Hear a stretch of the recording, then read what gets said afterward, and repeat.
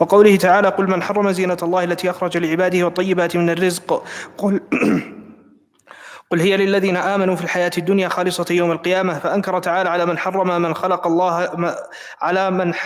ما خلق الله لعباده من المآكل والمشارب والملابس وتوابعها. وبيان ذلك أن العبادة هي ما أمر به أمر إيجاب أو استحباب، فكل واجب أوجبه الله ورسوله أو مستحب فهو عبادة يعبد الله بها وحده ويدان الله به.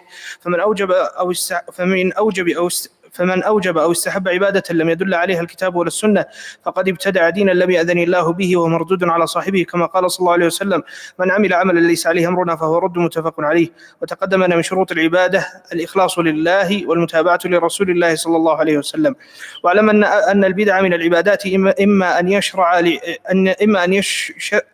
يشرع عبادة لم يشرع الله ورسوله جنسها أصلا، أو شرعها الله ورسوله على صفة أو في زمان أو مكان مخصوص ثم غيرها المغير إلى غير تلك الصفة، كمن أوجب صلاة أو صوما أو غيرهما من العبادات بغير إيجاب من الله ورسوله، أو ابتدع مبتدع الوقوف بعرفة أو مزدلفة أو رمي الجمار في غير وقتها، أو استحب مبتدع عبادة في وقت من الأوقات أو مكان من الأمكنة بغير هدى من الله وحجة شرعية.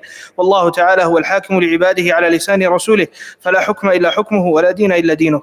وأما العادات كلها كالمآكل والمشارب والملابس كلها والأعمال والصنائع والمعاملات والعادات كلها فالأصل فيها الإباحة والإطلاق، فمن حرم شيئا منها لم يحرمه الله ولا رسوله فهو مبتدع، كما حرم المشركون بعض الأنعام التي أحلها الله ورسوله. وكمن يريد بجهل أن يحرم بعض أنواع اللباس والصنائع والمخترعات الحادثة بغير دليل شرعي يحرمها، فمن سلك هذا المسلك فهو ضال جاهل. والمحرم من هذه الأمور قد فصلت في الكتاب والسنة، كما قال تعالى: وقد فصل لكم ما حرم عليكم. ولم يحرم الله علينا إلا كل ضار خبيث، ومن تتبع المحرمات وجدها تشتمل على الخبث والمضار القلبية والبدنية والدينية والدنيوية لا تخرج عن ذلك. ولهذا من أكبر نعمة الله علينا تحريمه ومنعه لنا مما يضرنا، كما أن من نعمه إباحته لنا ما ينفعنا، وهذان الأصلان نفعهما كبير. وبهما تعرف البدع في العبادات والعادات، فكل من أمر بشيء لم يأمر به الشارع فهو مبتدع، وكل من حرم شيئا لم يحرمه الشارع من العادات فهو مبتدع. أنبه الآن إلى قضية أحيانا تختلط أيها الإخوة العادة بالشرع، فتجد أن الناس ما يدرون هل هي هذه عادة أو هي شرع، فتجد بعضهم يتوقف ويقول هذه بدعة، وبعضهم يقول لا هذه من العادات. يعني على سبيل المثال التهنئة مثلا بدخول مثلا السنة الهجرية، ولا مثلا التهنئة ببعض الأشياء وبعض الأمور. التهاني عموما هي من عموم العادات، هي من عموم ماذا؟ العادات، وليست هي من عموم الشرعيات. فإذا كان مثلا يعني هذه التهنئة الموجودة التي تكون، فهذه يعني قد تكون عادة من العادات، فلا يعني تدخل على حد البدعة، لا تدخل على حد البدعة. ولذلك حد البدعة لازم يحدد بالضبط هل هو المقصود بها الآن هي عادة ولا تعبد لله عز وجل. مثلا يأتي بعض المرات يعني بعض الأمور التي تتكرر في بعض المناسبات وفي بعض غيرها، وبعض الناس يقول هذه بدعة وهي عادة من العادات، يعني هم اعتادوا أنهم يجعلون لهم مناسبة معينة ليس بأمر شرعي وإنما بعادة معينة تكون عندهم يعودونها يعني كل مثلا سنة ولا كل أسبوع ولا كل شهر ولا غيرها من الأشياء. هذه كلها في حدود ماذا؟ العادات، وليست في حدود العبادات. فيجب هل يتقربون إلى الله بهذا الأمر تقربا خالصا؟ والتقرب الخالص هذا أيضا له جانبان. الجانب الأول أن يتقرب به بذاته، والجانب الثاني أن يتقرب به بكونه وسيلة. فإن كان وسيلة من الوسائل فالأمر أوسع، وإن كان يتقرب به بذاته فهذا هو الأمر المحظور الذي لا يجوز فيه الزيادة. فهنا ترى الأشياء هذه والمباحث هذه من أدق ما يكون في موضوع التفصيل بين البدع وبين العادات، التداخل بين العادات وبين البدع. فبعض الناس يعني يداخل بينها. أيضا وسائل، انتبهوا لهذا الشيء، وسائل العبادات ما فيها إشكال. يعني وسائل العبادات مثل الآن درس أسبوعي، درس شهري، درس حتى سنوي، هذا ما فيه إشكال، هذا منه عبادة، هذه وسيلة للعبادة، تعبد لله عز وجل. لكنه الآن هذا ما هو مقصود بذاته أنك تتقرب بذاته بهذا الأمر. فهذا الأمر لا يدخل على حد ماذا؟ لا يدخل على حد البدع، وإنما يدخل على حد البدع لو تقربت هنا بذاته. مثل الآن الذي مثلا يضع مثلا كل بعد عصر يجلس يقرأ جزء من القرآن، لا نقول أن هذا يعني ابتدع الآن بهذا، لأن هذا تخصيصه لهذا الوقت لم يكن تخصيصا يتقرب به إلى الله بهذا الوقت بذاته، وإنما جعله وسيلة من أجل أن يحافظ على هذا الورد القرآني كل يوم. مثلا بعد المغرب يجلس نص ساعة، ولا بعد العصر، ولا بعد العشاء يجلس نص ساعة يقرأ من القرآن الآن، أو يذكر الله عز وجل بذكر معين، أو يدعو الله عز وجل بدعاء. هو لم يقصد ذات الزمان ولم يقصد ذات المكان، مثلا لو قصد مكانا معينا في بيته أو في المسجد أو في غيره. كل هذه الأشياء ترى دقائق في التفريق بين ما يدخل حد البدعة وبين ما لا يدخله حد ماذا؟ البدعة. إذا نقول إذا كان من العادات فهذا لا يدخل حد البدعة، الأصل ما يدخل حد البدعة. رقم 2، إذا كان من وسائل العبادات فالأصل أيضا أنه لا يدخلها حد البدعة إذا لم يقصد بالتقرب بهذه الوسيلة بذاته إلى الله. رقم 3، إذا قصد بذات الوسيلة التقرب بها إلى الله بذاتها، هنا تدخل على حد ماذا؟ هنا تدخل على حد البدعة الموجودة التي يعني تكون موجودة. ومنه يعني أشياء وأمور كثيرة، لا يعني الوقت لا يحتمل منا مزيدا من التفصيل في هذه القضية، وهي من القضايا حقيقة الدقيقة المهمة التي يجب أن ننتبه إليها. نأتي الآن إلى موضوع التكليف. موضوع التكليف ما هو أيها الإخوة؟ أسهل تعريف للتكليف تعريف ابن قدامة رحمه الله في روضة الناظر. التكليف هو ماذا؟ الأمر والنهي الشرعي. التكليف هو الأمر والنهي، هذا أسهل تعريف. أسهل يعني التكليف له تعريف كثيرة عند الأصوليين، أسهل تعريف هو هذا التعريف الموجود. وبعضهم يعني يقول مقتضى خطاب الشرع بأمر أو نهي، مقتضى خطاب الشرع بأمر أو نهي. على العموم الشيخ هنا رحمه الله قال والتكليف وهو البلوغ والعقل. هذا ليس هو التكليف، هذه شروط التكليف. هذا في فرق بين التكليف بذاته وفرق بين شروط الشيء وبين ذات الشيء. فالتكليف هو الأمر والنهي الشرعي، أو قلنا هو مقتضى خطاب الأمر والنهي الشرعي. وأما قول المؤلف رحمه الله تعالى وهي التكليف وهو البلوغ والعقل، قال شرط لوجوب العبادات. لدينا عبادات ولدينا معاملات. فالعبادات أيها الإخوة من أجل أن تجب في ذمة المكلف لا بد أن يكون عاقلا، ولا بد أن يكون ماذا؟ بالغا. هذا من أجل الوجوب. أما ما كان أقل من الوجوب وهو الندب فهذا يبدأ من سن التمييز. ولهذا الذي يظهر والله أعلم أن الصغير مكلف لا تكليف وجوب وإنما تكليف ندب، ولا يؤاخذ بالترك.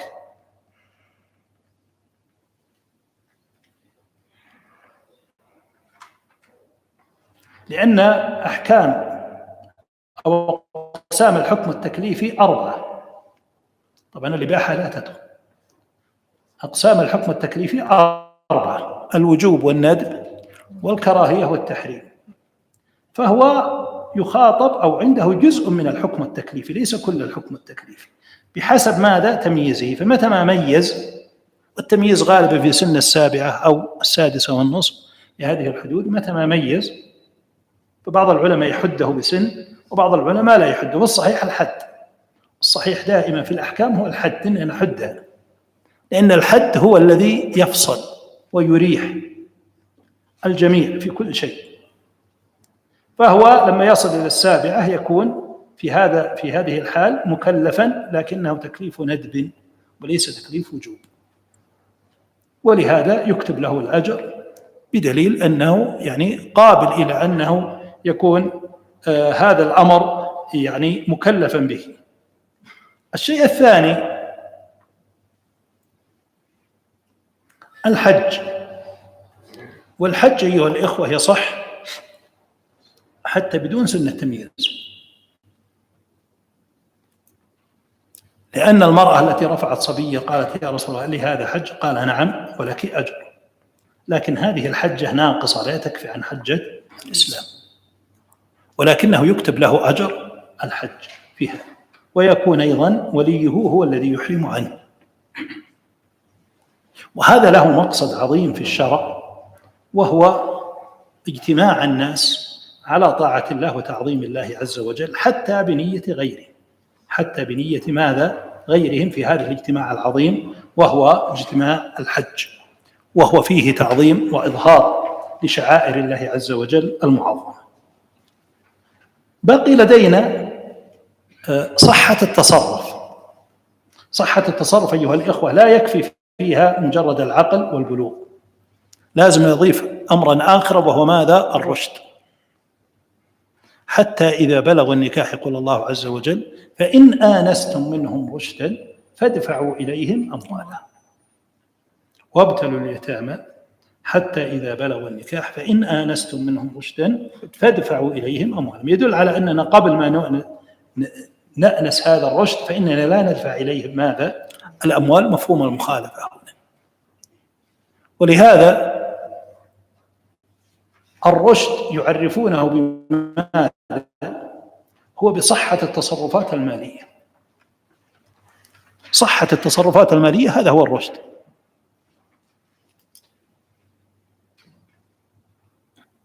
والرشد أيها الإخوة وصف زائد على العقل، لأنه قد يكون الإنسان عاقلا لكنه سفيها، والسفه يقابل الرشد، والعقل يقابل الجنون.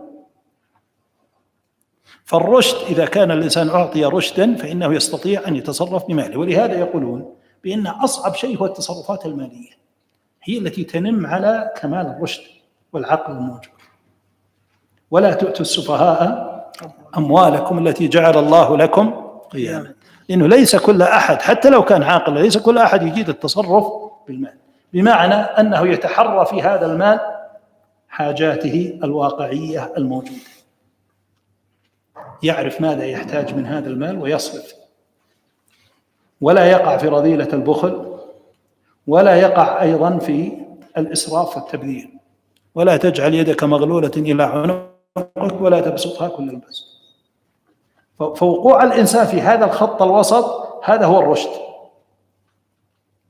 يكون الإنسان راشدا بهذه التصرفات، لأن المال أمره ليس بالسهولة، التصرف فيه ليس بالسهولة، لأن كثير من الناس يجترهم المجتمع وتجترهم يعني أشياء كثيرة معينة، لكن لا يفكر بمعنى ماذا يريد هو ويتصرف بناء على هذا الأمر. هذا أمر يعني مهم، وهذا ما ذكره الشيخ رحمه الله في هذه القاعدة الموجودة لدينا. هذا ما يخص الأحكام. قال: ويشترط مع ذلك الرشد للتصرفات والملك للتبرعات. الرشد عموما يعني يشترط لكل تصرف، سواء كان تبرع، سواء كان بيع، سواء كان إجارة، سواء كان هبة، سواء كان وقفا، سواء كان رهنا، كل التصرفات لا بد أنه يكون ماذا؟ الإنسان راشدا ليصح تصرفه الموجود. قال: والملك للتبرعات أيضا لا يجوز لأحد أن يتبرع أيضا، والملك للتصرفات عموما، يعني الملك للتصرفات، كل التصرفات لا بد لها الملك الآن الموجود. الذي لا يملك طبعا هذا باتفاق العلماء بأنه لا يجوز أن يتصرف بشيء من أموال الآخرين إلا بإذنهم. تفضل يا شيخ. أحسن الله إليكم. قال رحمه الله تعالى: القاعدة السابعة: التكليف وهو البلوغ والعقل شرط لوجوب العبادات، والتمييز شرط لصحتها إلا الحج والعمرة، فيصحان ممن لم يميز، ويشترط مع ذلك الرشد للتصرفات والملك للتبرعات. وهذه القاعدة تشتمل على هذه الضوابط التي تنبني عليها العبادات وجوبا وصحة، والتصرفات والتبرعات. فالمكلف الذي هو بالغ عاقل تجب عليه جميع العبادات والتكاليف الشرعية، لأن الله رؤوف رحيم بعباده، فقبل بلوغ الإنسان السن السن الذي يقوى به على العبادات قوة تامة وهو البلوغ لم يوجب عليه التكاليف. وكذلك إذا كان عادما للعقل الذي هو حقيقة الإنسان من باب أولى، فالذي لا عقل له لا يجب عليه شيء من العبادات كما لا تصح منه لعدم شرطها، وهو النية والقصد التي لا توجد من غير عاقل. والبلوغ يحصل إما بإنزال المني يقظة أو مناما أو بتمام 15 سنة أو بإنبات شعر العانة للذكر والأنثى، وتزيد الأنثى إذا حاضت فقد بلغت. لكن المميز يؤمر بالصلاة والعبادات التي يقدر عليها من غير إيجاب، ويضرب على التزامها وفعلها إذا بلغ 10 ضربا غير مبرح للتأديب لا للوجوب. وهذا دليل على صحة العبادات كلها من المميز، فإنه إذا ميز الأمور وعرف في الجملة ما ينفع وما يضر صار معه عقل يقصد به العبادة والخير. فمن كان دون التمييز لا تصح عبادته كلها لمشاركته حينئذ لغير العاقل الذي لا قصد له صحيح سوى الحج والعمرة. فإنه صح أن النبي صلى الله عليه وسلم رفعت إليه امرأة صبيا في المهد فقالت لهذا حج؟ قال نعم ولك أجر، متفق عليه. فينوي عنه وليه الإحرام ويجنبه ما يجنب المحرم، ويحضره في المناسك والمشاعر كلها، ويفعل عنه ما يعجز عنه مثل الرمي. ويستثنى من العبادات المالية كالزكاة والنفقات الواجبة والكفارات، فإنها تجب على الكبير والصغير والعاقل وغير العاقل لعموم النصوص قولا منه صلى الله عليه وسلم وفعلا. وأما التصرفات المالية فحيث كان الغرض الأكبر منها حفظ الأموال وحسن التصرف فيها احتيط فيها، فشرط لها مع التكليف الرشد، وهو إحسان حفظ المال وصيانته ومعرفة التصرف. قال تعالى فإن آنستم منهم رشدا فادفعوا إليهم أموالهم، فشرط الله شرطين لدفع أموالهم إليهم: البلوغ والرشد. وأمر قبل ذلك إذا شك في رشدهم باختبارهم هل يحسنون الحفظ والتصرف فيدفع إليهم مالهم أم لا يحسنون فلا يدفع إليهم لئلا يضيعوها. فعلم أن البلوغ والعقل والرشد شرط لصحة جميع المعاملات، فمن فقد واحدا منها لم تصح معاملته ولم تنفذ وتعين الحجر عليه. وأما التبرعات فهي بذل الأموال بغير عوض من هبة أو صدقة أو وقف أو عتق أو نحوها، فلا بد مع البلوغ والعقل والرشد أن يكون المتبرع مالكا للمال ليصح تبرعه، لأن الوكيل والوصي والناظر الأوقاف والولي على اليتامى والمجانين لا يصح تبرعه بما هو ولي عليه وهو لغيره، لقوله تعالى ولا تقربوا مال اليتيم إلا بالتي هي أحسن، أي أحسن لأموالهم وأصون لها وأنفع لها، والله أعلم. بارك الله فيك. يعني بعض تجد الآن أولياء تجد عنده مثلا كبير يتصرف بماله ويتصدق منه ويعمل يعني أعمال وغيرها من الأشياء، وهذه لا تجوز. يعني هذه التصرفات الموجودة، هو ولي الآن، فالولي لا يتبرع ولا يتصرف بمال الغير الآن في هذه الأحوال الموجودة لدينا. وكذلك الصغير لا يأخذ الإنسان من هذه الأموال، وكل تصرفاته غير صحيحة، كل تصرفاته في هذه الأموال فهي غير صحيحة. القاعدة الثامنة ذكرها الشيخ: والأحكام الأصولية والفروعية لا تتم إلا بأمرين: وجود الشروط وانتفاء الموانع. هذه اللي تسمى عند الأصوليين أيها الإخوة الحكم الوضعي، وهي معرفات الأحكام. يعني كيف نعرف الأحكام الآن؟ لا نعرف الأحكام إلا بالأسباب وقيام الأسباب وتحقق الشروط وانتفاء الموانع. فلو جيت للصلاة مثلا لا تعرف أن تصلي الآن، كيف تصلي؟ يعني ما هي الأشياء التي تستعد قبل الصلاة لها؟ تعرف الصلاة إذا قام سببها. ما هو سبب الصلاة؟ كل وقت له سبب. مثلا زوال الشمس الآن سبب صلاة الظهر، غروب الشمس سبب صلاة المغرب، مغيب الشفق سبب العشاء، طلوع الفجر الصادق سبب الفجر، مصير كل شيء طوله مثله سبب صلاة العصر، وهكذا. إذن هذه الأسباب أنا لا أعرف الآن أصلي حتى أرى السبب، وكذلك الصوم لا يمكن أن أصوم حتى أرى الهلال الآن. فهذه الأسباب لابد من وجود الأسباب، إذا لابد من وجود السبب. الشيء الثاني لابد مني أعرف وش الشروط. الصلاة لها كم من شرط؟ لها 9 شروط. لابد أوفر هذه الشروط 9 قبل أن أصلي.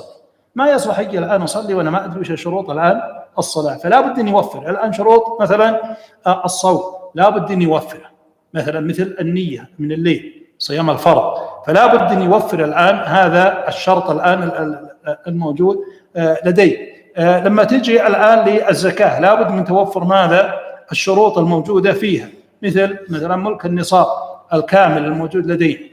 فهذه الآن الشروط الموجودة، شروط الحج وغيرها، فلا بد أن يعرف الشروط.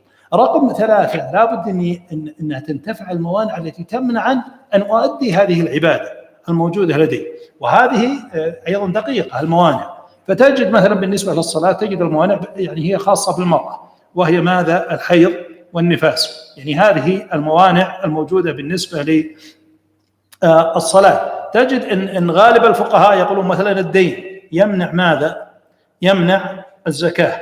عدم وجود المحرم الآن يمنع وجوب الحج على المرأة، يمنع وجوب الحج على ماذا؟ على المرأة إذا انتفى الآن المحرم. وهكذا يعني نعرف الموانع الموجودة لدينا. إذا تحققت قامة الأسباب، والشيخ ما ذكر هنا الأسباب، ذكر الشروط وانتفاء الموانع لأنها هي الأكثر الموجود، لكن المفروض أنه يقول يعني هذه لازم وجود الأسباب، قيام الأسباب، وتحقق الشروط، وانتفاء الموانع. هذه 3 أشياء لا يمكن أن أقدم على العبادة الموجودة حتى تتحقق هذه الأشياء، لأن بها أتبصر العبادة وأقيم العبادة على وجهها ماذا؟ الصحيح. أقيم العبادة على وجهها ماذا؟ الصحيح الموجودة لدينا. وهذا أيضا في العقيدة. ولهذا تجد يعني بعض الناس يأتي ويقرأ مثلا أحاديث الترغيب، فيجد أن من قال لا إله إلا الله دخل الجنة، فيأخذها على ظاهرة ويظن أنه مهما عمل من المعاصي ومن الذنوب ومن غيرها من الأمور بأنه يدخل الجنة. لكن نقول هذه الشهادة والشهادتين من شهد أن لا إله إلا الله وأن محمد رسول الله كما جاء في أكثر من حديث بأنه يدخل الجنة، كما جاء قال موقنا من قلبه أو مخلصا من قلبه أو غيرها من الألفاظ، نجد أنها لها شروط ولها ماذا؟ ولها موانع يجب أنها تمنع هذه الأشياء. وليس كل من شهد هاتين الشهادتين حتى لو وقع في المعاصي ووقع في الكفر ووقع في الفجور ووقع في غيرها من الأمور نقول بأنه تدخل الجنة، لابد من تحقق هذه الشروط الموجودة لدينا. ولهذا مثلا يقولون الشرط الأول لا إله إلا الله، العلم المنافي للجهل، لابد أنه يعلم مقتضياته. الشرط الثاني اليقين المنافي للشك، والشرط الثالث الانقياد المنافي للترك، والشرط الخامس الصدق المنافي للكذب، والشرط السادس الإخلاص المنافي للشرك والرياء، والشرط السابع المحبة المنافية للبغض والكراهية، وتنتفي بالشرك الأكبر والكفر الأكبر والنفاق الأكبر. إذن يعني هذه الموانع الموجودة التي تمنع من تحقق هذه الأشياء. فلذا يعني يجب أن ننتبه أيها الإخوة لأحكام الشرع.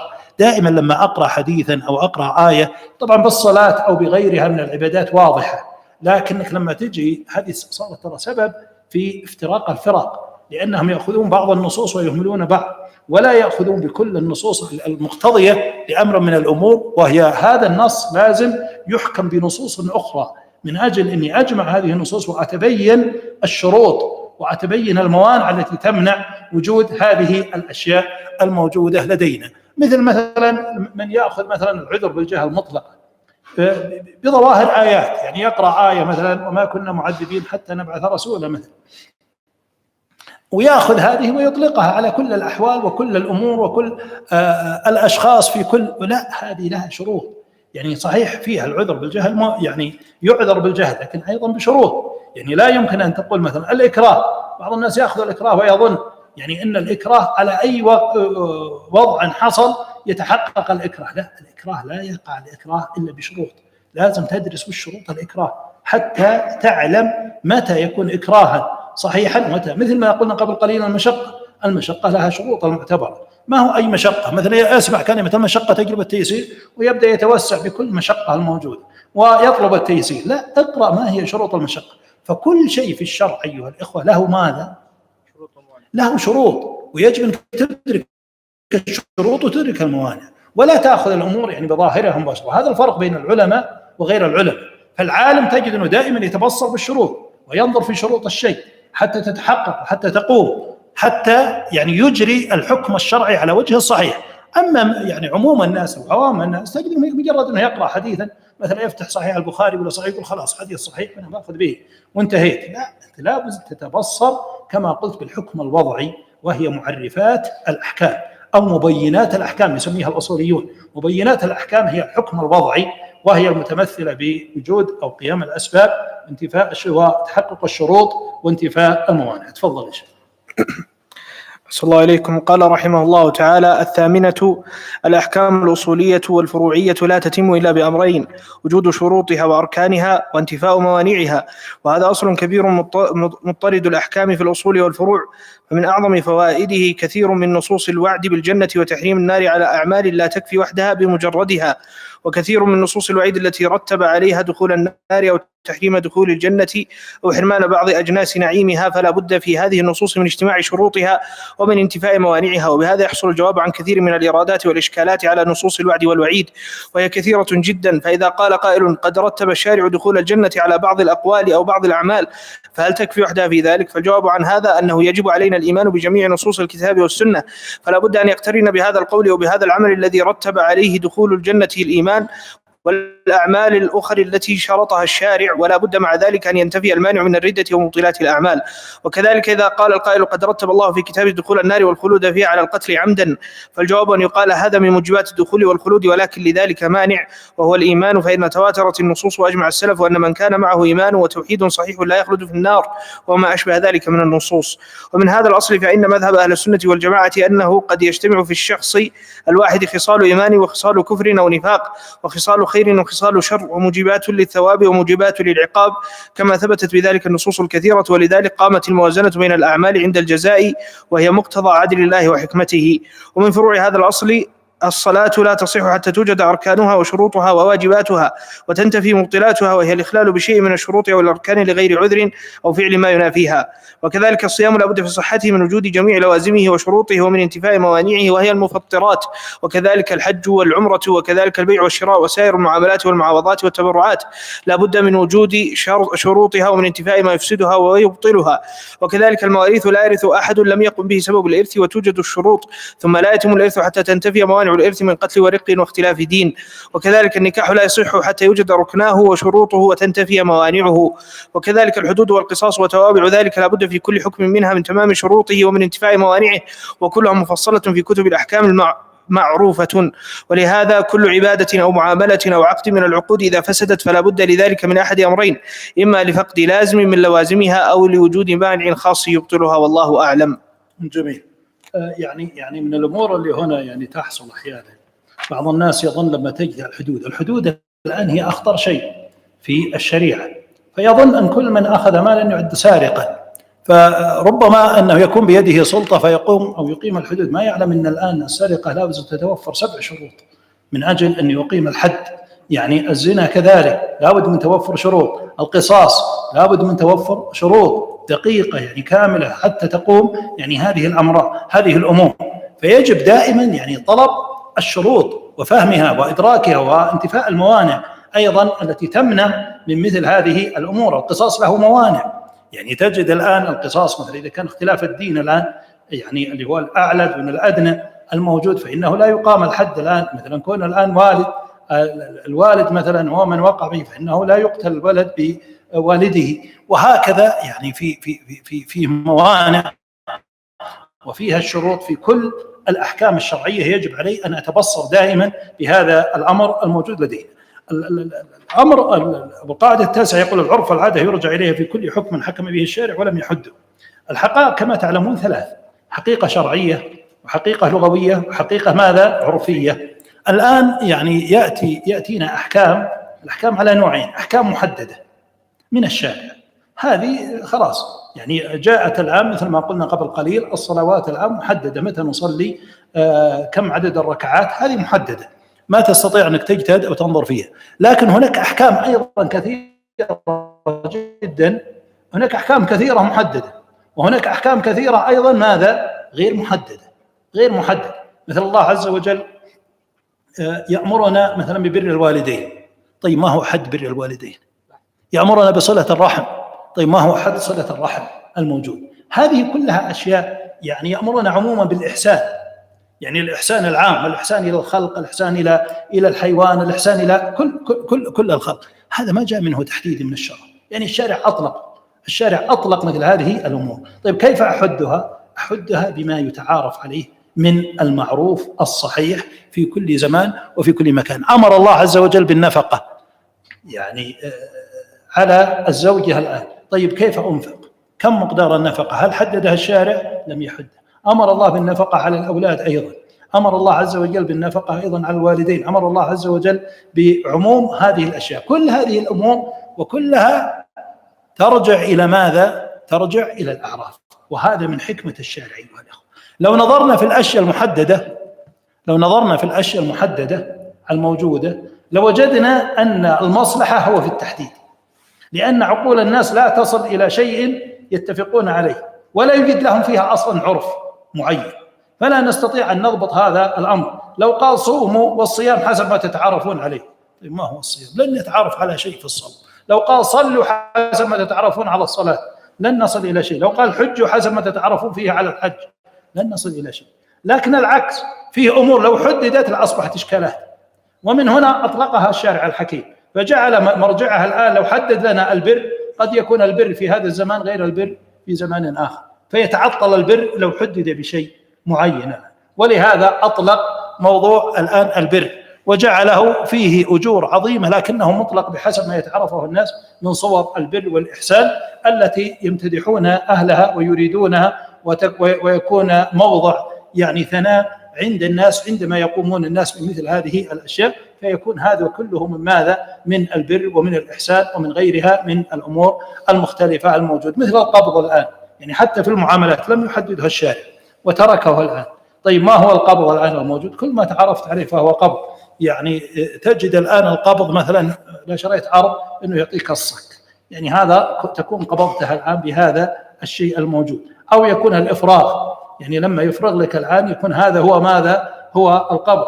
السيارة يعني تجد القبض مثلا بحسبها الموجود، عندما يعطيك المفتاح تكون قد قبضت الآن أنت هذه السيارة، أو عندما تنقل ملكيتها الآن تكون قد قبضت الآن السيارة. فبحسب المتعارف أنه الآن يصح فيها التصرف أو أنت الآن قادر على التصرف فيها، فإنه هذا يسمى ماذا؟ قبضا. تجد في المعاملات المعاصرة يعني كثيرا من القبض الآن أتى بأشياء يعني معاصرة مختلفة، عندما مثلا يعطيك الشيك المصدق، عندما مثلا كذا، عندما كذا، هل يعد هذا قبضا ولا ما يعد قبضا؟ يعني هذه الأمور الموجودة لدينا تجد أنها كلها تعود إلى الشرع الآن، أصلها في الشرع، ولكن تحديدها يعود إلى ماذا؟ إلى العرف. ولهذا العرف لا يعتبر إلا بثلاثة شروط. العرف المعتبر بثلاثة شروط. الشرط الأول لا يخالف الشرع، والشرط الثاني أن يكون مضطردا غير مضطرب. العرف المضطرب اللي مرة الناس يفعلون مرة الناس ما يفعلون، هذا لا يسمى ماذا؟ لا يسمى عرفا صحيحا ترد إليه الأحكام، وإنما الأحكام ترد إلى الأعراف المضطردة التي يتعارف الناس عليها كلهم أو غالبهم أو في البلد الذي أنا أتعامل فيه. الشيء الثالث أنه لا بد أن يكون العرف قبل التعامل، قبل المعاملة، ولا يكون بعدها، لا يكون طارئا بعد، وإنما يكون ماذا؟ قبل. يعني أنا لما آتي وأقرأ مثل وصية واحد، أنا ما أتي الآن هذه الوصية أحاكمها إلى الأعراف اللي صارت بعده، أحاكمها إلى الأعراف التي في زمنها أو الأعراف التي قبلها. أما الأعراف الحادثة الآن التي تكون بعد فإني لا أحاكم. إذن هذه ثلاثة شروط أيها الأخوة. عندما تنطبق هذه الثلاث شروط يصح أن نقول المشروط شرطا كالمعروف عرفا، يصح أن نقول المعروف عرفا كالمشروط شرطا، المعروف عرفا كالمشروط شرطا. فلذلك يعني كل ما تعارف عليه الناس كأنه مشروط في العقد، كأنه مكتوب، لأن الناس متعارفين، بس بشرط أن يكون الطرفين أو كلا الطرفين يكون قد تعارف على هذا الأمر واشتهر واضطرد وثبت قبل العقد. نعم. أحسن الله إليكم. قال رحمه الله تعالى: التاسعة العرف والعادة يرجع إليه في كل حكم حكم به الشارع ولم يحده بحد، وهذا أصل واسع موجود في المعاملات والحقوق وغيرها، وذلك أن جميع الأحكام يحتاج كل واحد منها إلى أمرين: معرفة حدها وتفسيرها، ثم بعد ذلك يحكم عليها بالحكم الشرعي. فإذا وجدنا الشارع قد حكم عليها بإيجاب أو استحباب أو تحريم أو كراهة أو إباحة، فإذا كان قد حدها وفسرها وميزها رجعنا إلى تفسير الشارع كما أمر بالصلاة وذكر فضلها وثوابها وقد حدها الشارع وذكر تفاصيل أحكامها التي تميزها عن غيرها، فنرجع في ذلك إلى ما حده الله ورسوله.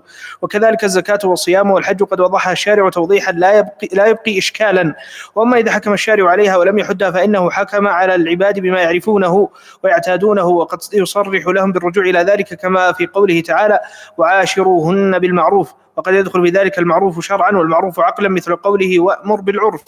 ويدخل في هذا الأصل مسائل كثيرة جدا، منها أن الله أمر بالإحسان إلى الوالدين والأقارب واليتامى والمساكين وابن السبيل، وكذلك الإحسان إلى جميع الخلق، فكل ما شمله الإحسان مما يتعارفه الناس فهو داخل في هذه الأوامر الشرعية، لأن الله أطلق ذلك. والإحسان ضد الإساءة، بل وضد لعدم إيصال الإحسان القولي والفعلي والمالي. وقال صلى الله عليه وسلم في الحديث الصحيح: كل معروف صدقة. وهذا نص صريح أن كل ما فعله العبد مع الخلق من أنواع الإحسان والمعروف فهو صدقة. وكذلك اشترط الله ورسوله في عقود المعاوضات وعقود التبرعات الرضا بين الطرفين، ولم يشترط لذلك العقد لفظا معينا، فأي لفظ وأي فعل دل على العقد والتراضي حصل به المقصود. ولهذا قال العلماء: وتنعقد العقود بكل ما دل عليها من قول أو فعل، ولكنهم استثنوا منها بعض مسائل اشترطوا لعقدها القول لخطرها، مثل النكاح، قالوا لا بد فيه من إجابة وقبول بالقول، وكذلك الطلاق لا يقع إلا باللفظ أو الكتابة. ومن فروع هذا الأصل أن العقود التي اشترط لها القبض فالقبض ما عده الناس قبضا، ويختلف ذلك باختلاف الأحوال. وكذلك الحرز، حيث أوجبوا حفظ الأموال المؤتمن عليها الإنسان في حرز مثلها، وحيث اشترطوا في السرقة أن يكون ذلك من حرز، والحرز يتبع العرف، فالأموال النفيسة لها أحراز وغيرها لها أحراز، كل شيء بحسبه. ومن ذلك أن الأمين إذا فرط أو تعدى فهو ضامن، فكل ما عده الناس تفريطا وتعديا علق به الحكم. ومن ذلك أن من وجد لقطة لزمه أن يعرفها حولا كاملا بحسب العرف، ثم إذا لم يجد صاحبها ملكها. ومن فروعها أن الأوقاف يرجع في مصارفها إلى شروط الواقفين التي لا تخالف الشرع، فإن جهل شرط الموقف رجع في ذلك إلى العادة والعرف الخاص، ثم إلى العرف العام في صرفها في طرقها. ومن ذلك الحكم باليد والمجاراة لمن كان بيده عين يتصرف فيها مدة طويلة يحكم أنها له إلا ببينة تدل على خلاف ذلك. ومن فروع الرجوع إلى المعروف في نفقة الزوجات والأقارب والمماليك والأجراء ونحوهم، كما صرح الله ورسوله بالرجوع إلى العرف في معاشرة الزوجات. والمعاشرة عام من النفقة، فتشمل جميع ما يكون بين الزوجين من المعاشرة القولية والفعلية بين الطرفين، وأنه يتعين في جميعها الرجوع إلى العرف. ومن فروعها رجوع المستحاضة التي لا تمييز لها إلى عادتها الخاصة، فإن تعذر ذلك بنسيان أو غيره رجعت إلى عادة نسائها ثم إلى عادة نساء بلدها. ومن ذلك العيوب والغبن والتدليس، يرجع في ذلك إلى العرف، فما عده الناس عيبا أو غبنا أو تدليسا علق به الحكم. وكذلك الرجوع إلى قيمة المثل في المتقومات والمتلفات والضمانات وغيرها. وكذلك الرجوع إلى مهور المثل لمن وجب لها مهر ولم يسمى أو سمي تسمية فاسدة، ويختلف ذلك باختلاف النساء والأوقات والأمكنة. وقس على هذه الأمثلة ما أشبهها، وهي كثيرة مذكورة في كتب الأحكام. حسن. وهذا أيها الإخوة العرف من أعظم ما جعل الشريعة بهذه السعة، وجعل الشريعة يعني تبقى وتفي بحاجات الناس في كل زمان وفي كل مكان. لاحظ الآن سعة المعاملات، كل المعاملات يعني تعود، يعني حتى في النكاح والمعاملات المالية والعقود، عقود النكاح كلها تعود إلى ماذا؟ في قدر كبير جدا منها إلى الأعراف الصالحة الموجودة. ولذلك تلاحظون أنه جاء الأمر بالمعروف والنهي عن المنكر، ولم يأتي اللفظ الأمر مثلا بما أمر به الشارع أو النهي عما نهى عنه الشارع، وإنما جاء الأمر بالمعروف. لماذا؟ لأن المعروف الألف واللام هذه تشمل المعروف الشرعي والمعروف العرفي الذي تعارف الناس عليه أنه من الخير وأنه من المصالح. ولهذا كان الأمر بالمعروف يعني بهذا اللفظ هو أوسع يعني ما يكون في جلب كل الخيرات وكل المصالح التي يحتاجها البشر في كل زمان وفي كل، ودفع كل المفاسد التي تفسد عليهم شرعهم ودينهم، وتفسد عليهم أخلاقهم، وتفسد عليهم حياتهم بكل أمر من الأمور الموجودة. القاعدة العاشرة أيها الإخوة، هذه قاعدة طبعا مشهورة ومعروفة، وهي التي يقوم عليها ماذا؟ وهي التي يقوم عليها القضاء من أوله إلى آخره، وهي ماذا؟ أن البينة على ماذا؟ على المدعي، واليمين على من أنكر. فالبينة أيها الإخوة هي ما أبان الحق، وجمهور العلماء أو غالب العلماء يقولون بأن البينة هي مقصورة على ماذا؟ هي مقصورة على الشهادة، ولكن يعني بعض العلماء يقول بأن البينة لا، هي كل ما أبان الحق من القرائن التي يكون لها قوة بحيث أنها تكشف عن الحق وتبينه وتوضحه. والفرق أيها الإخوة بين المدعي والمدعى عليه، قالوا المدعي من إذا ترك الخصومة ترك، والمدعى عليه من إذا ترك الخصومة لم يترك. واضح؟ إذن هذا الذي يفرقون به بين المدعي وبين المدعى عليه. أو قالوا بأن المدعي هو المطالب والمدعى هو المطالب بالفتح، هو المطالب بالفتح. وعلى العموم يعني هذا الفرق بين المدعي والمدعى عليه. البينة على المدعي واليمين على ماذا؟ على من أنكر. يعني أنت ما دامك الآن أنك تدعي الآن، طبعا هذه جزء من حديث شريف عن الرسول صلى الله عليه وسلم قال: لو يعطى الناس بدعواهم لادعى رجال دماء أقوام وأموالهم، ولكن البينة على المدعي واليمين على من أنكر. اليمين أيها الإخوة قاعدتها ما هي؟ دائما تكون مع من هو معه الأصل. فالآن واحد يدعي الآن على واحد مال، الأصل ثبوت المال في ذمته ولا عدم الثبوت؟ الأصل عدم الثبوت، البراءة. فيقال لهذا المدعي بينك، إذا كان عنده بينة حكم له خلاص ببينته. إذا لم يكن لديه مال اتجه الأمر إلى من؟ إلى المدعى عليه، فيقال له ماذا؟ احلف خلاص، لأن الأصل معك، وتقوي جانب الأصل معك بماذا؟ باليمين. فاليمين دائما تكون مع من؟ نعم الذي معه ماذا؟ الأصل، الذي معه أو الجانب الأقوى، الذي يكون أقوى المتداعيين هو الذي يكون معه ماذا؟ اليمين الموجودة لدينا. إذن هذا الفرق الآن بين يعني أو مع من تكون اليمين. اليمين أيها الإخوة لا تشرع في حقوق الله بالاتفاق، فلا يحلف الإنسان على الزكاة مثلا، ولا يحلف على الصلاة، ولا يحلف على غيرها، لأن هذا شيء بينه وبين الله عز وجل. وأما حقوق العباد باتفاق العلماء أن اليمين لا تشرع في حقوق ماذا؟ في حقوق الله. وأما في حقوق العباد من الأموال ونحوها فإنها تشرع بلا خلاف، يعني العكس. نأتي إلى الحقوق التي تكون ماذا؟ يعني بين فيها يعني أشياء مالية أو فيها حقوق أو غيرها من الأمور، يعني ما ليس بمال ولا يقصد منه المال، مثل القصاص والطلاق والرجعة والنسب. فالشافعي وأحمد يعني يحلفون، وأبو حنيفة ومالك لا يستحلفون على هذه الأشياء. إذن هذه الثلاث الأشياء الموجودة لدينا: حقوق الله العبادات لا يحلف عليها بالاتفاق، الحقوق المالية يحلف عليها بالاتفاق، الحقوق التي ليست مال كالقصاص والطلاق والرجعة والنسب وغيرها من الأشياء فيها خلاف بين العلماء. تفضل يا شيخ. أحسن الله إليكم. قال رحمه الله تعالى: القاعدة العاشرة: البينة على المدعي واليمين على من أنكر في جميع الحقوق والدعاوى ونحوها.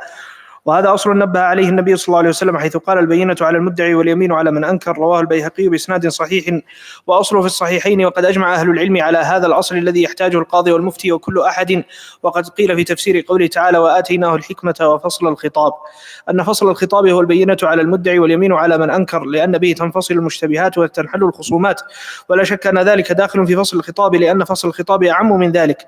فكل من ادعى عينا عند غيره أو دينا على غيره أو حقا من الحقوق على غيره فعليه البينة، وهي كل ما أبان الحق، ويختلف نصابها باختلاف المشهود عليه. فإن لم يأتي ببينة تشهد بصحة دعواه فعلى الآخر اليمين التي تنفي ما ادعاه المدعي. وكذلك إذا ثبت الحق في ذمة الإنسان ثم ادعى أنه خرج منه بقضاء أو إبراء أو غيره فالأصل بقاؤه، فإن جاء ببينة وإلا حلف صاحب الحق أنه لم يستوفيه وحكم له به. وكذلك لو ادعى إنسان استحقاقا في وقف أو ميراث فعليه إقامة البينة التي تثبت السبب الذي يستحق به ذلك، وإلا لم يثبت له شيء. والبينة في الأموال وحقوقها وشروطها ووثائقها إما شاهدان عدلان أو رجل وامرأتان كذلك، أو رجل ويمين المدعي، أو دعواه ونكول المدعى عليه عن اليمين. فإن كان المال بيد من لا يدعيه لنفسه كالملتقط ونحوه فبينة المدعي أن يصفه بصفات معتبرة، فالوصف قائم مقام الشهود في الأموال التي لا يدعيها من هي بيده. وجميع الدعاوي محتاجة إلى هذا الأصل، ويقارب هذه القاعدة الأصل الذي بعده، وهو الأصل بقاء ما كان على ما كان، واليقين لا يزول بالشك. نعم، هذه قاعدة أيضا عظيمة، وهي أحد القواعد الكبرى الخمس أن اليقين لا يزول بالشك، ومعناه أن الأصل بقاء ما كان على ما كان حتى يأتي ما يزيله.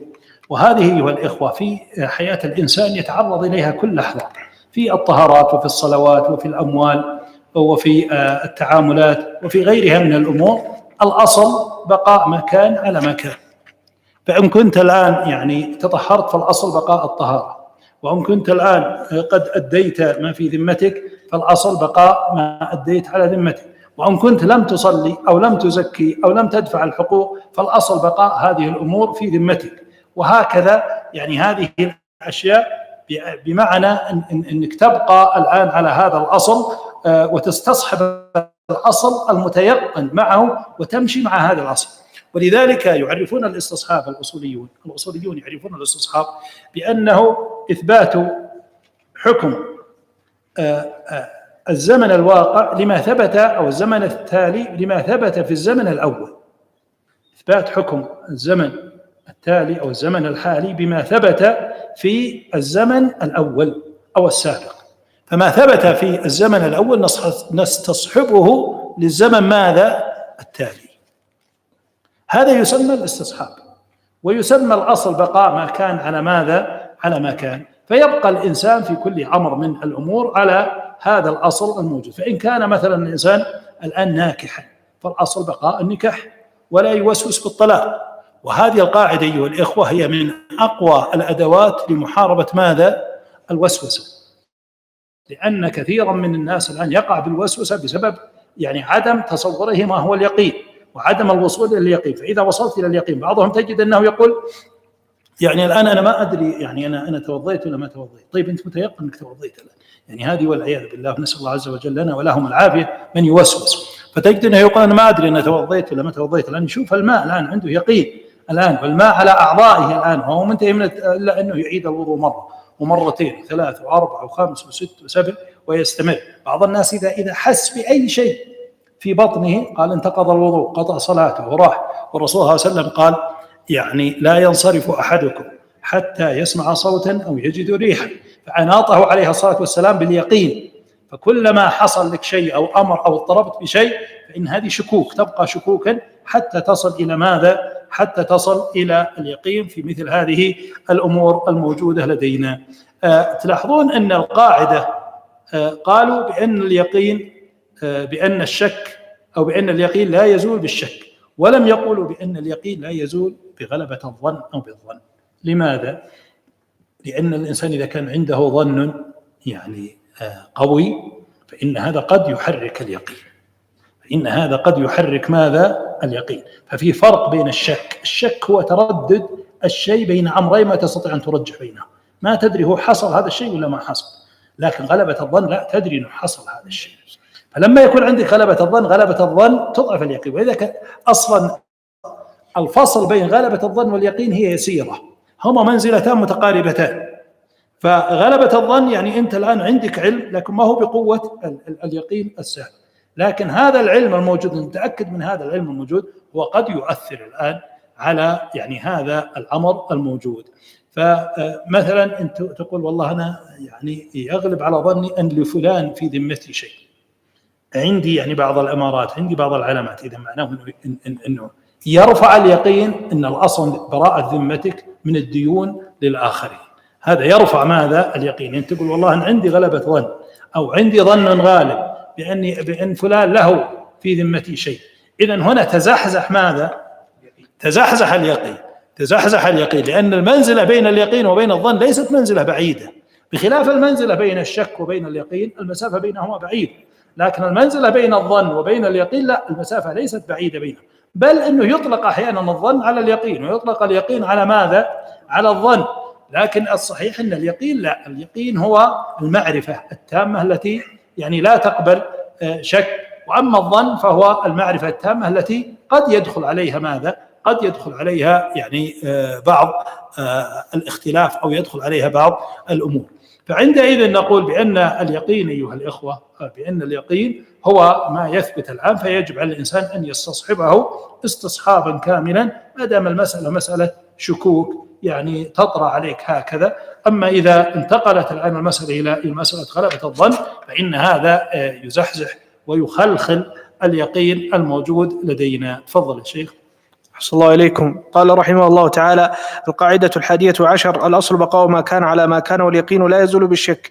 هذا أصل كبير يدل عليه قوله صلى الله عليه وسلم في الحديث الصحيح حين شكى إليه الرجل يجد الشيء وهو في الصلاة قال: لا ينصرف حتى يسمع صوتا أو يجد ريحا، أي حتى يتيقن أنه أحدث. فمتى تيقن أمر من الأمور أو استصحب أصلا من الأصول فالأصل بقاء ذلك الأمر المتيقن، والأصل بقاء ما كان على ما كان، فلا ينتقل عن ذلك الأصل بمجرد الشك حتى يتيقن زواله. فيدخل في هذا بعض مسائل الأصل الذي قبل هذا، ويدخل فيه أن من تيقن الطهارة وشك هل حصل له موجب الطهارة فالأصل بقاء طهارته، كما أن من تيقن الحدث وشك هل تطهر أم لا فهو على حدثه.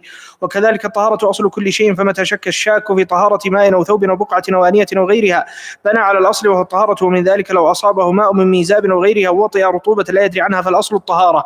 ومن فروع هذا الأصل أن من شك هل صلى ركعتين أو ثلاثا بنى على اليقين وهو الأقل وسجد للسهو خشية الزيادة. وكذلك لو شك في عدد الطواف أو السعي أو عدد الغسالات المعتبرة بنى على الأقل. وكذلك لو شك في أصل الطلاق فالأصل عدمه، ولو شك في عدده فليأخذ بالأقل.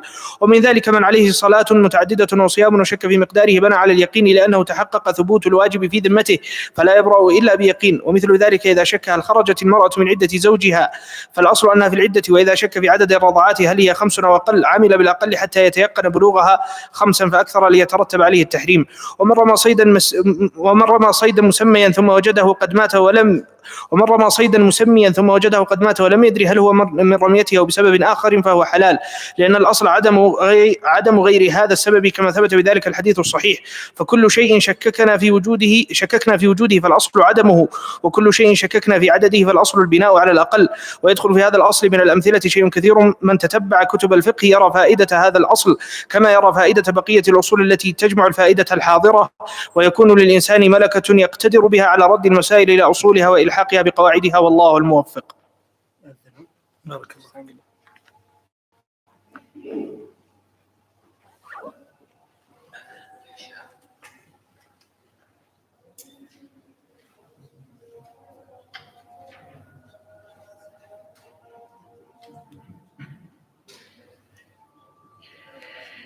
الله أكبر الله أكبر الله أكبر الله أكبر. أشهد أن لا إله إلا الله. أشهد أن لا إله إلا الله. أشهد أن محمدا رسول الله.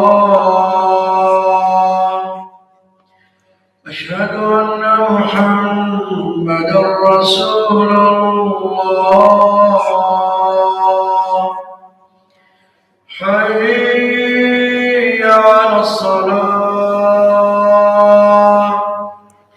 حي على الصلاة. حي على الفلاح. حي على الفلاح. الله أكبر الله أكبر. لا إله إلا الله. لا إله إلا الله.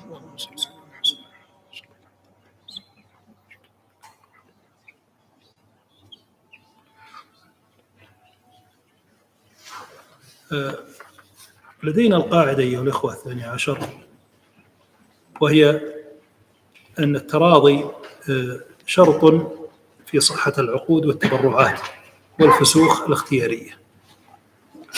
التراضي هذا بالإجماع أيها الإخوة، لقوله تعالى: يا أيها الذين آمنوا لا تأكلوا أموالكم بينكم بالباطل إلا أن تكون تجارة عن تراض منكم.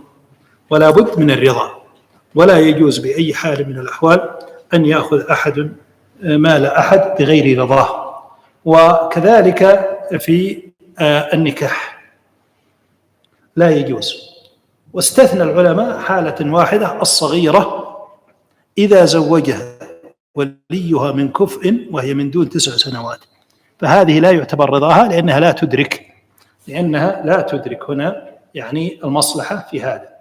واشترطوا أيضا أن يكون كفءا، وإذا لم يكن كفءا فإنه أيضا لا ينفذ هذا العقد الموجود.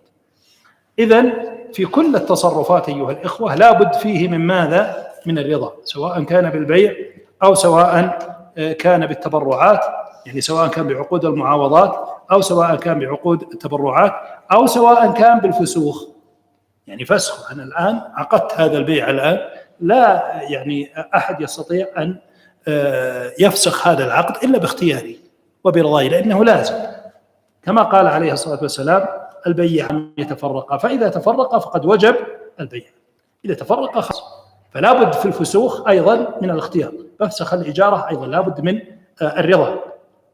كل العقود التي تكون لازمة، إن العقود منها ما هو لازم ومنها ما هو جائز. جائز يعني غير لازم، مثل الوكالة هذه لا يشترط فيها ماذا؟ لا يشترط فيها الرضا، لا يشترط فيها مثلا الرضا. لكن العقود اللازمة الآن فإنها لازمة من ماذا؟ من الطرفين، فإنه لا يجوز في هذه الحال إلا رضا الطرفين الموجود لدينا. قال: لابد في العقود بين المعاوضات والتبرعات في الفسوخ الاختيارية، الفسوخ طبعا التي تكون بين المتعاقدين. ماذا يستثنى من هذا؟ يستثنى من هذا الإكراه على الحق. الإكراه على ماذا؟ على الحق.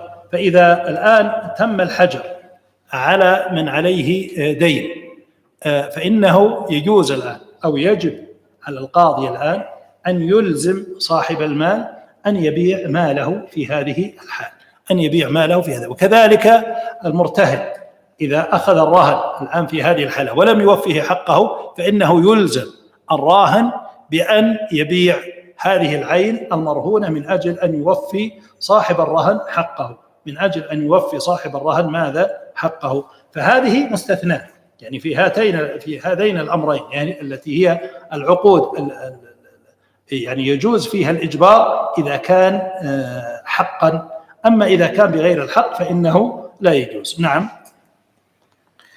أحسن الله إليكم. قال رحمه الله تعالى: 12 لا بد من التراضي في جميع عقود المعاوضات وعقود التبرعات، وقد دل على ذلك الكتاب والسنة والإجماع، كما قال تعالى في عقود المعاوضات: إلا أن تكون تجارة عن تراض منكم، فالتجارة اسم جامع لكل ما يقصد به الربح والكسب، فلا بد فيها من التراضي بين الطرفين.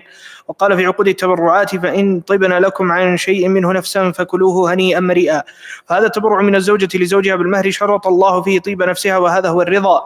فجميع التبرعات كلها نظير الصداق، فالبيع بأنواعه والتوثيقات والإيجارات والمشاركات والوقف والوصايا والهبات لا بد فيها من الرضا. وكذلك النكاح وغيره جميع العقود والفسوق لا تتم إلا برضا المتصرف فيها، لأنها تنقل الأملاك من شخص إلى آخر أو تنقل الحقوق أو تغير الحالة السابقة، وذلك يقتضي الرضا. فمن أكره على عقد أو على فسخ بغير حق فعقده وفسخه لاغ، وجوده مثل عدمه. ويستثنى من هذا الأصل العام من أكره على عقد أو فسخ بحق، وضابط ذلك أن من امتنع من واجب عليه وأكره فإن إكراهه بحق.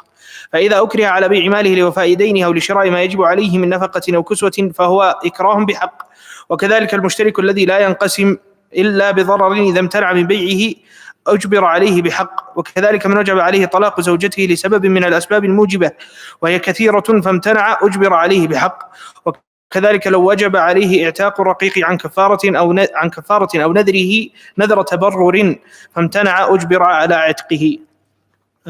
هنا القاعدة 13: الإتلاف يستوي فيها المتعمد والجاهل والناسي. الإتلاف أيها الإخوة هو التعدي على مال الغير بمباشرة أو تسبب، التعدي على مال الغير بمباشرة أو تسبب بما يذهب هذا المال ويقضي على مصالحه. وهذا الإتلاف أيها الإخوة عندما يتلف الإنسان مالا من الأموال فإنه لا فرق بين كونه متعمدا أو كونه ماذا؟ جاهلا أو ناسيا، لأن قاعدة الضمان أيها الإخوة أن المال مضمون مطلقا، أن المال مضمون مطلقا. فهذا المال الآن الذي تعدي عليه، حتى لو كان الإنسان يعني ناسيا أو جاهلا بهذا التعدي أو غير متعمد، كل هذه الأشياء لا تؤثر فيها. لماذا؟ لأن القصد هنا غير معتبر. المنظور إليه ما هو؟ المنظور إليه المال الآن، وليس المنظور فيه قصد ماذا؟ الفاعل. في حقوق العباد المنظور إليه ماذا؟ المنظور إليه المال. وأما في حقوق الله عز وجل فهي التي ينظر فيها إلى القصد من عدمه. وأما في حقوق العباد فإنه ينظر إلى الحقوق، إلى حقوق هذا العبد الموجود. ولهذا يقولون بأن الضمان هو من الحكم ماذا؟ من الحكم الوضعي وليس من الحكم التكليفي. طبعا وش يفرق بين الجاهل وغير الجاهل أو الناس وغير الناس المتعمد؟ الإثم وعدم الإثم. فإذا تعمد واحد إتلاف مال أحد فإنه يأثم وأيضا يترتب عليه الضمان. إذا لم يتعمد فإنه لا يأثم ويترتب عليه ماذا؟ الضمان. إذن الفرق بينهما من جهة ماذا؟ من جهة الإثم وعدمه. أما من جهة الضمان فهو ثابت في كلا الحالتين، لأن هذا من الحكم ماذا؟ من الحكم الوضعي وليس هو من الحكم التكليفي. فحقوق العباد هنا هي مناطة بأسبابها، هي مناطة بماذا؟ من أسبابها. والسبب كما أخذنا قبل قليل أنه أحد أنواع ماذا؟ الحكم ماذا؟ الوضعي. فهي مناطة بأسبابها التي قضى عليه. فمن قضى عليها بمباشرة أو بتسبب فإنه يضمن في هذه الحال. نعم. صلى الله عليكم. قال: القاعدة 13: الإتلاف يستوي فيه المتعمد والجاهل والناسي، وهذا شامل لإتلاف النفوس والأموال والحقوق، فمن أتلف شيئا من ذلك بغير حق فهو مضمون سواء كان متعمدا أو جاهلا أو ناسيا. ولهذا أوجب الله الدية في القتل خطأ، وإنما الفرق بين العامد وغيره من جهة الإثم وعقوبة الدنيا والآخرة وعدمها. وكذلك من أتلف مال غيره بمباشرة أو سبب فهو ضامن.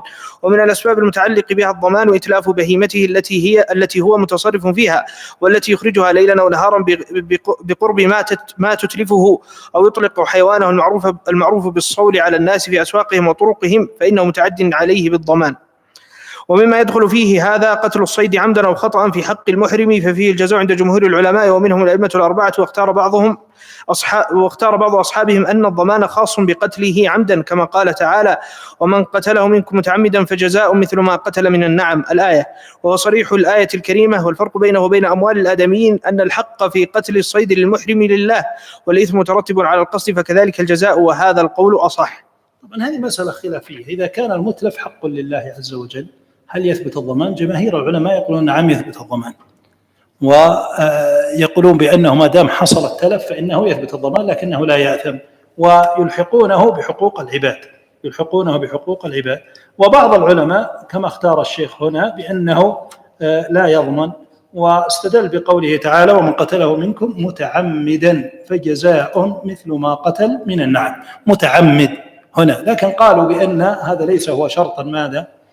ليس هو شرطا احترازيا، وإنما هو أغلبية، ولا يؤخذ منه يعني كونه لا يثبت إلا على المتعمد، لا يثبت إلا على المتعمد. طيب، القاعدة 14: التلف في يد الأمين غير مضمون إذا لم يتعدى أو يفرط، وفي يد الظالم مضمون مطلقا، أو يقال ما ترتب على المأذون فهو غير مضمون، والعكس. هذه قاعدة أيها الإخوة جميلة وكبيرة في الضمان ومهمة جدا، وهي أن كل من كانت يده يد أمانة فإنه لا يضمن، وكل من كانت يده يد تعدي فإنه لا يضمن. طيب، وش الفرق بينهم؟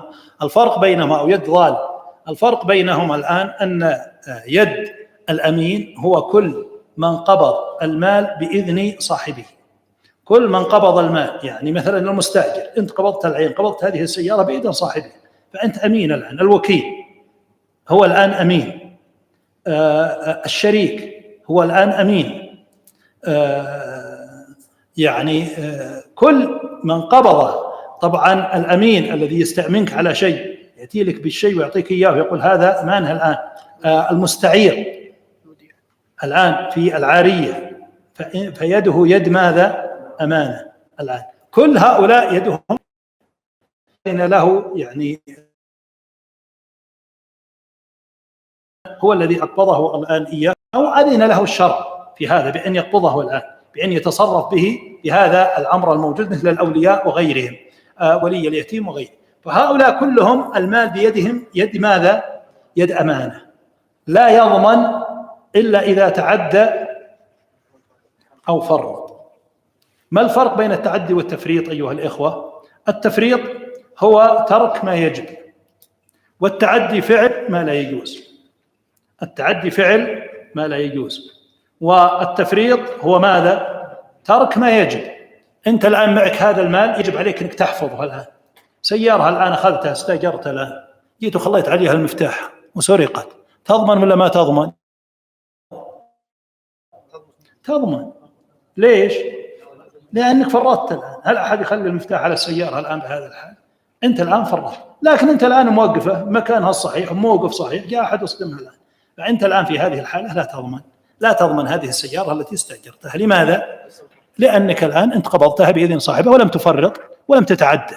لم تفرط ولم تتعدى. واحد يوقف السيارة الآن موقف غير موقف صحيح وصدمت، يضمن ولا ما يضمن؟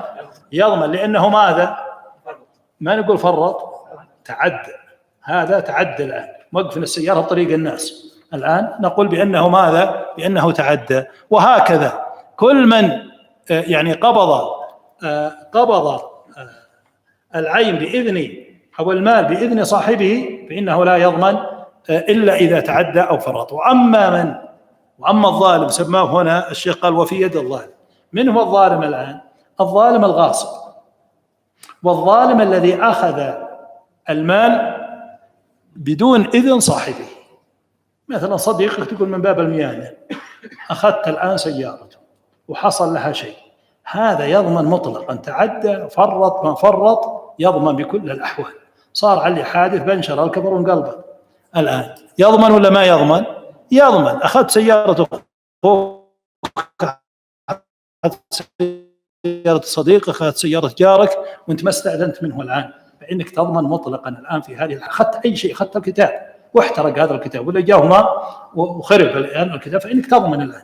إذن الآن كونك تأخذ الآن الشيء من غير صاحبه أو بدون إذن صاحبه فإنك تضمن مطلقا الآن، سواء فرطت ما فرطت، فضلا عن الغاصب. يعني لما يأخذ سيارة يغصب سيارة أو غيره، لكن نحن نقول اللي أخذها الآن من باب مثل ما نقول الميانة، ولا من باب مثلا الصداقة، ولا من باب الأخوة، ولا من غيرها من الأشياء، لا، لازم تستأذن، لأن هذا المال لا يجوز لأحد إلا بطيب نفس من صاحبه، كما قال الرسول صلى الله عليه وسلم لا يحل لك مال أخيك إلا بطيب نفس منه، إلا بطيب نفس منه. لازم أن تكون من نفسه ماذا؟ طيبة فيه. تفضل يا شيخ.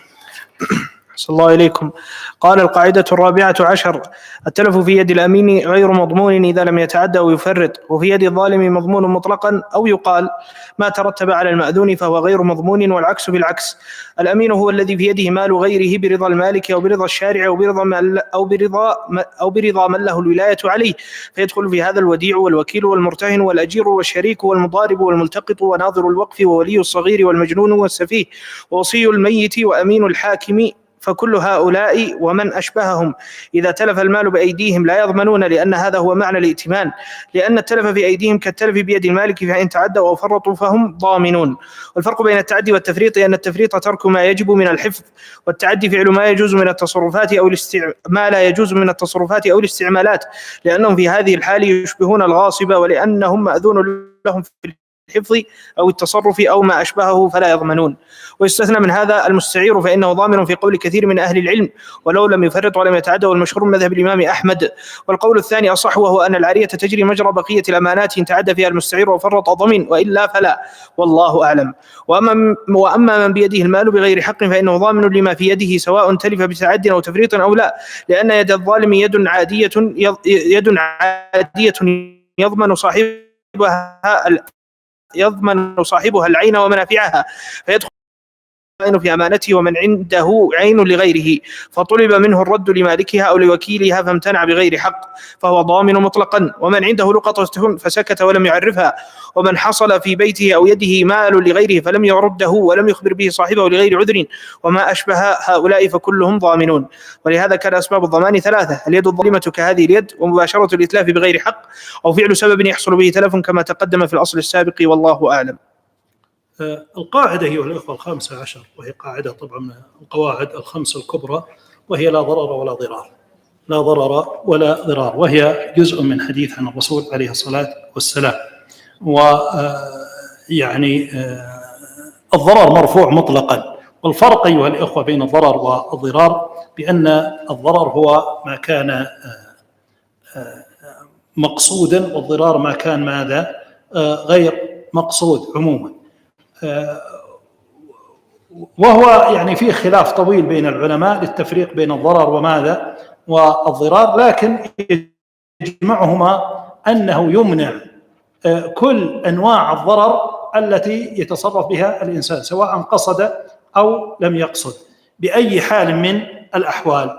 والقاعدة هذه طبعا لها قواعد يعني كثيرة. فمن يعني أمور الآن الضرر الموجود أن الضرر أولا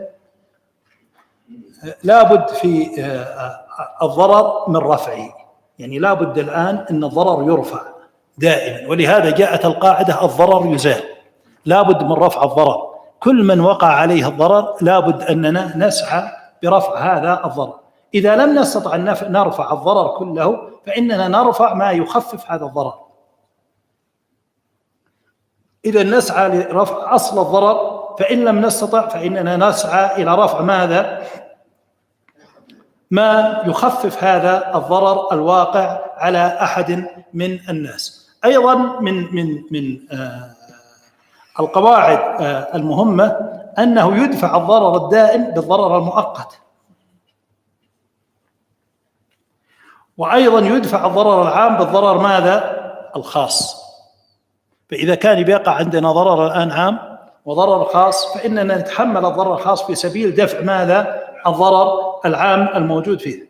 وأيضا من قواعد الضرر أن الضرر لا يزال بمثله، فيجب أن نتحرى بأن نزيله بأقل منه. أما أن نزيله بمثله بمعنى أنه يخلفه ضرر مثله أو أشد من هذا ضرر أشد منه، فمعناه أننا لم نفعل شيء، فمعناه أننا لن نفعل الشيء الموجود. أيضا يختلف أيها الإخوة الضرر المقصود بالضرر الذي يأتي تبعا. فأحيانا الضرر الذي يأتي تبعا هذا لا يعتبر، لأنه ليس أصلي ليس مقصود، وإنما دائما الضرر الذي يرفع هو الضرر المقصود الذي قصد منه إيقاع الضرر. وأما أحيانا فقد يتصرف أحد تصرفا معينا ثم يأتي الضرر بعده ويكون غير مقصود الضرر.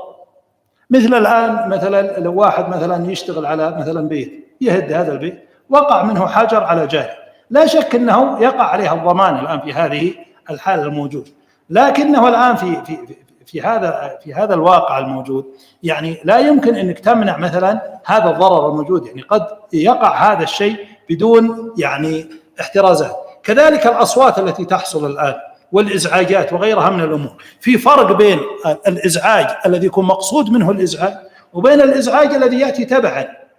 يعني هذا ضرر يأتي تبعا، يعني عنده آلة يشتغل على هذه الآلة وجاء جارك مثل منه صوت، هذا غير من أنه هو يقصد الآن إضرارك بهذا الأمر.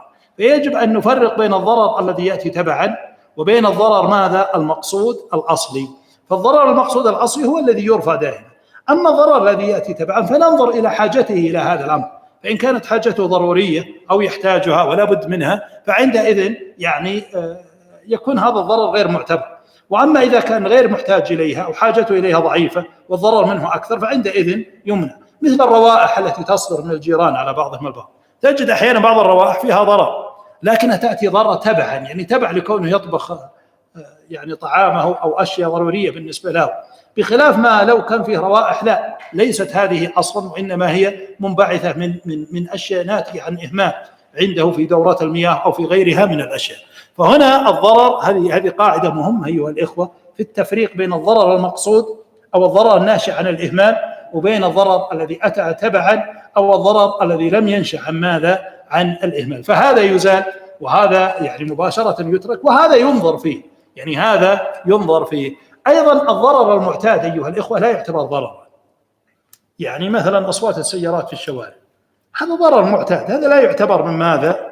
من الضرر الذي يجب أن يزال. لأن هذا شيء معتاد. يعني الأضرار الآن المعتادة لا تقول مثلا لشخص مثلا، أو تقول مثلا في ضرر معتاد الآن ومعروف بأنه يجب إزالة هذا الضرر المعتاد. هذا ضرر معتاد لا يسمى ضرر. إذا الضرر الذي يزال أو لا ضرر ولا ضرار هو الضرر الخارج عن المعتاد، هو الضرر الخارج عن المعتاد. إذا هذه قواعد أنا ذكرتها يعني على عجل، في ترى كل قاعدة يعني تحتاج إلى تفصيل وتحتاج إلى بيان، لكن يعني بما ذكر لعل يكون فيه الكفاية. تفضل يا شيخ، الظاهر انهم بيقيمون ولا ما جاء نكمل. نعم تفضل اقرأ. أحسن الله إليكم. قال رحمه الله تعالى: القاعدة 15: لا ضرر ولا ضرار. وهذا لفظ قوله صلى الله عليه وسلم، رواه أحمد وابن ماجه من حديث ابن عباس: فضرر منفي شرعا، فلا يحل لمسلم أن يضر أخاه المسلم بقول أو فعل أو سبب بغير حق، وسواء كان له في ذلك نوع منفعة أم لا. وهذا عام في كل أحد، وأخص منه وأعظم جرما إضرار من يجب على الإنسان صلته والإحسان إليه، كالقريب والجار والصاحب ونحوهم. ولهذا قال العلماء: حرم على الجار أن يحدث بملكه ما يضر بجاره، ويحرم أن يجعل في طريق المسلمين وأسواقهم ما يضر بهم من أحجار وأخشاب أو حفر أو غيرها، إلا ما كان فيه مصلحة لهم. وفي الحديث الصحيح: من ضار مسلما ضاره الله. ومن أشد أنواع الضرر مضارة الزوجة والتضييق عليها لتفتدي منه بغير حق، كما قال تعالى: ولا تضاروهن لتضيقوا عليهن، وقوله تعالى: ولا تمسكوهن ضرارا لتعتدوا. ومضارة أحد الوالدين للآخر من جهة الولد، كما قال تعالى: لا تضار والدة بولدها ولا مولود له بولده. وقال تعالى: ولا يضار كاتب ولا شهيد. يحتمل أن الفعل مبني للفاعل، فيكون الكاتب والشهيد منهيين عن مضارتهما لصاحب الحق بأي ضرر يكون. ويحتمل أن يكون مبنيا للمجهول، فيكون صاحب الحق منهيا عن مضارته لأحدهما، وكل ذلك صحيح. ومن ذلك إضرار المورث لبعض ورثته، وإضرار الموصي في وصيته، كما قال تعالى: من بعد وصية يوصى بها أو دين غير مضار. فكل ضرر أوصله إلى مسلم بغير حق فهو محرم داخل في هذا الأصل. وكما أن الإنسان منهي عن الإضرار، فإنه مأمور ومرغب في الإحسان بجميع أنواعه، كما قال تعالى: وأحسنوا إن الله يحب المحسنين. وقال النبي صلى الله عليه وسلم: إن الله كتب الإحسان على كل شيء، فإذا قتلتم فأحسنوا القتلة، وإذا ذبحتم فأحسنوا الذبحة، وليحد أحدكم شفرته وليرح ذبيحته. رواه مسلم من حديث شداد بن أوس. فأمر النبي صلى الله عليه وسلم بالإحسان حتى في إزهاق النفوس. جمعية الدعوة والإرشاد وتوعية الجاليات بأبها، بالدعوة نحيا.